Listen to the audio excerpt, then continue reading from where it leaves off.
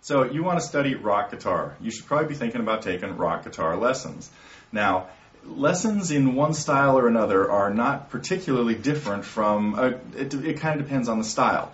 But if your favorite style of music is maybe classic rock or contemporary rock or anything along those lines, the best thing is, well, there's a lot of different things you can do, but one is I recommend doing a little search online for a particular song that you're fond of and seeing if there's anybody out there teaching it. Now, that sometimes works, but unfortunately, when you look into online guitar lessons, you are never quite sure of the credentials or capabilities or particular skill or knowledge level of the person purporting to be a teacher online.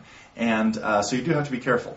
But I have a lot of students that come to me looking to play rock guitar. They want lessons on that. They want electric guitar lessons. They have a guitar. They've already got everything happening along in that little world.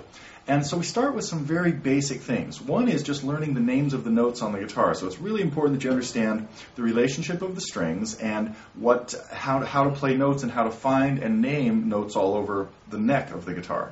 Then it's really important to learn one of the real fundamentals of rock guitar is learning to play power chords. So you learn to play these two-note chords that are, and technically they're not chords. So if the musical theorists anyway, if the music police want to talk about this, yes, I know a power chord is not a chord. It's an interval. It's a perfect fifth, and it's just two notes. Although you could play multiples of those notes where you're playing nothing but roots and fifths, and now you've got a big old power chord that is more than two notes, but they're all just octaves of each other. So anyway, getting back to the point. Learn to play a simple power chord, which is two notes. One note at, let's say, the 3rd fret of the 6th string, and another note on the 5th fret of the 5th string. So they're one string apart and 2 frets apart, with your first finger on the lowest string, which would be, like in this case, the E string, and your 3rd finger on the A string.